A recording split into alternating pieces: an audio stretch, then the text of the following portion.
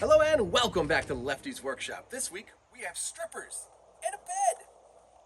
You're not going to want to miss that.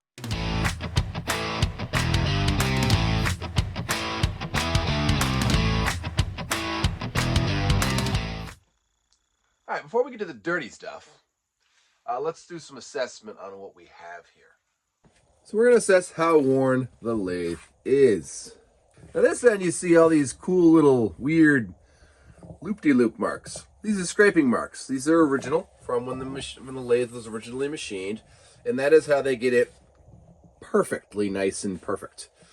You'll notice it's not in the middle because, well, you know, it's used.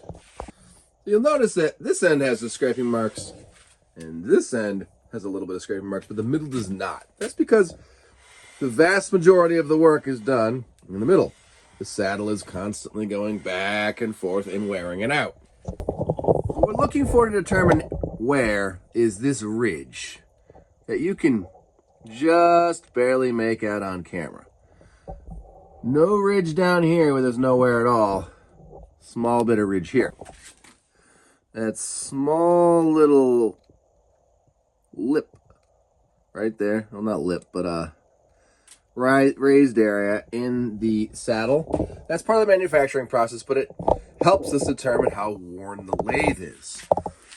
The higher this ridge, the more worn it is. Now, I've had several lathes, and this is probably an 8 out of 10. You're never going to find a 10 out of 10. A 10 out of 10 looks like this the whole way, and that was, you know, made in the 50s, and you're not going to see that anymore. I've had a 9 out of 10. I was very lucky. I've had a 2 out of 10, which sucked. This is, I'd say, an 8 out of 10. It's not bad at all. How where it works is, at this end of the lathe, the saddle is about 10 thousandths higher. Once it gets to the middle, it's kind of a dip, and it goes down 10 thousandths lower. And then down this end, it goes up again. So what that means is, let's say this is the piece of work you're working on, and this is your tool cutter. Ideally, you want it set up right here at the diagonal with the tool. So if you set it up like that at the very, very end of the lathe, it's there. But as you go down the lathe, when it dips, the tool cuts lower and lower and lower. And you'll notice that at this point in time, it's not even touching this. That makes the piece have what we call taper. One end of it is thicker than the other. Now, many things affect taper. Tool height, tailstock adjustment, and wear and that. I think this lathe, we're going to be pretty good. Realistically, the wear in this lathe wouldn't affect anything that someone in the home shop would be doing. We're not building rocket ships here. And if we were, we'd be using a CNC machine. Before we go outside with it, we just have to take off the rack.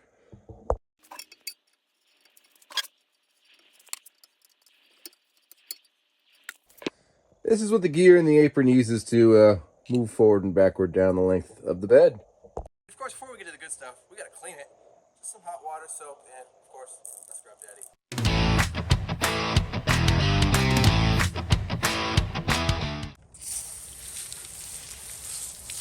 Of course, we got to get the South Bend logo clean.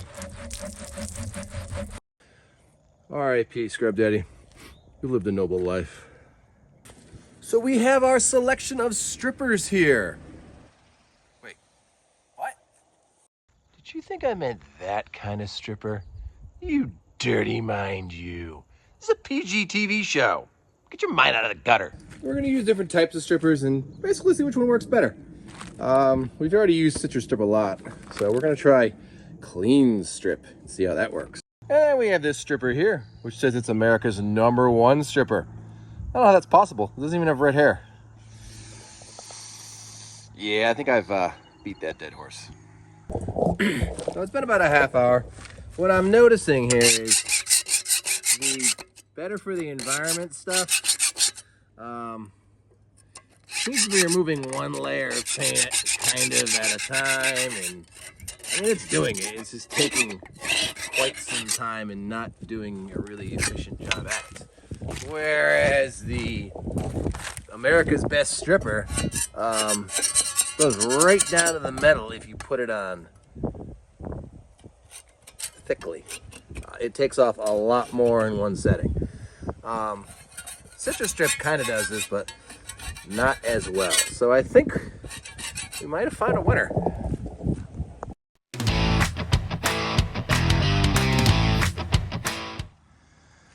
All right, here it all is after stripping.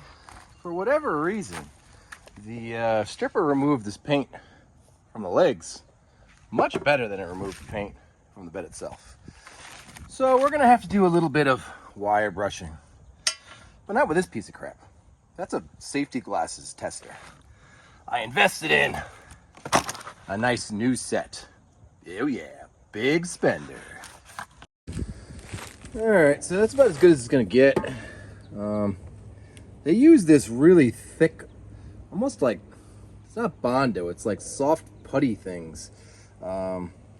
It's really hard to get out. I'm gonna try and correct it with filler primer, but that's about as good as we're gonna get it, for whatever reason.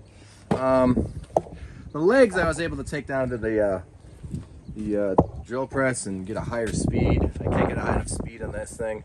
The next step is to stone the ways. Alright, don't mind the hat. It's hotter than the hot sauce of being the small egos today in New England.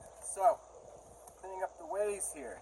Never ever go at a lathe with a file. These are very precisely machined surfaces. You want to use a stone, and at most, a little bit of 800 grit sandpaper, and I use WD-40. All right, so you see that little doodad right there? Looks like somebody dropped the chuck on it. Coat it with some WD-40 and then go with stone.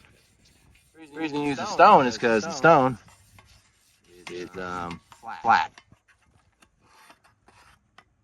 At least guaranteed to be flat. So just go over it until it's done.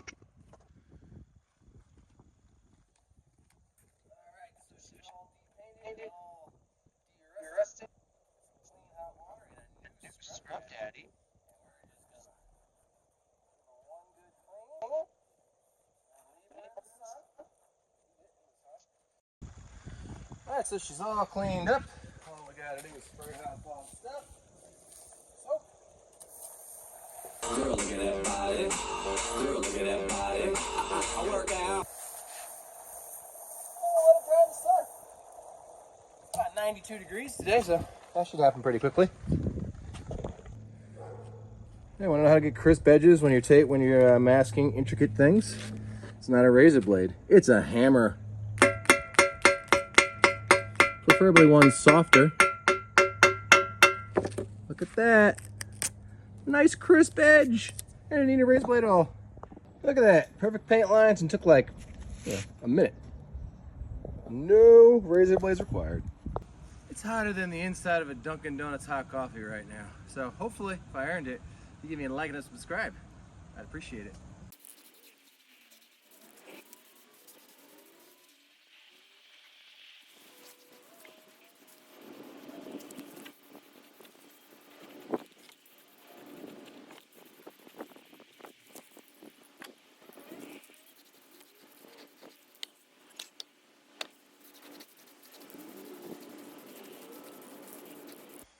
Here are the legs after priming, and you can see they're quite rough.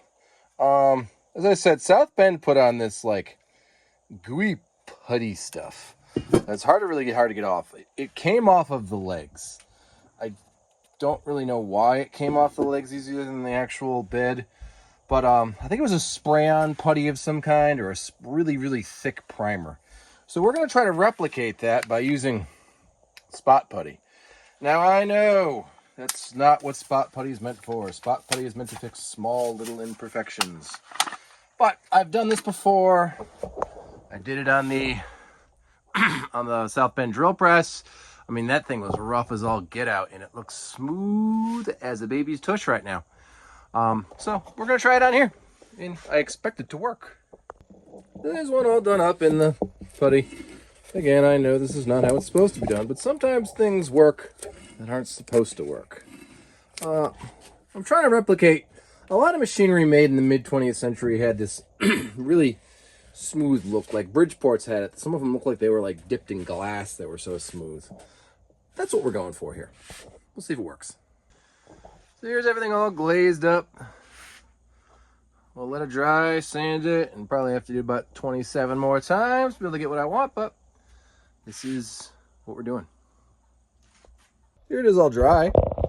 We just go over it with some light grit sandpaper and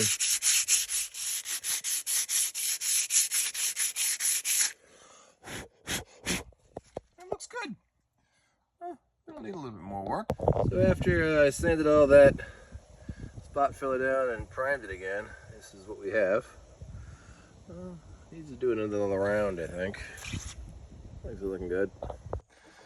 All right, look at that. Look at all that shine. Looking very nice. Sides all painted. All right, let's unwrap our present and see how she looks. Hopefully no water got underneath this tape. It has been on for days.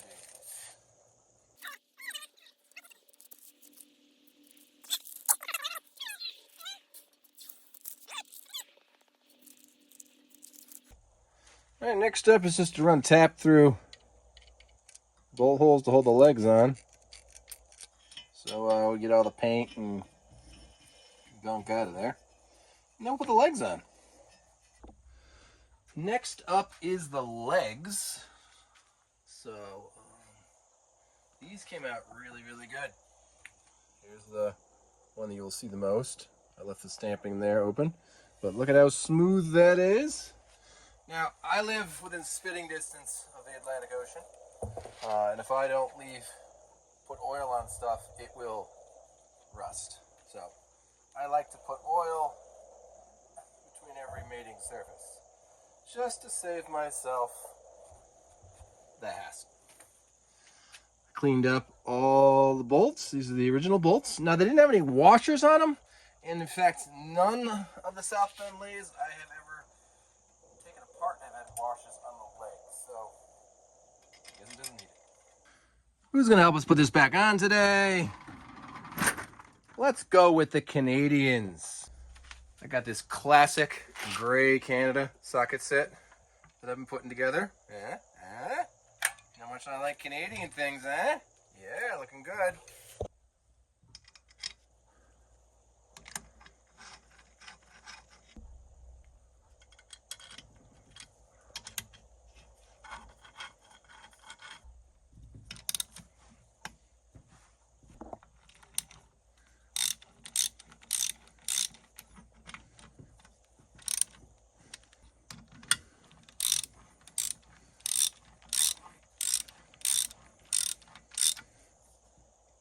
Ooga-dooga.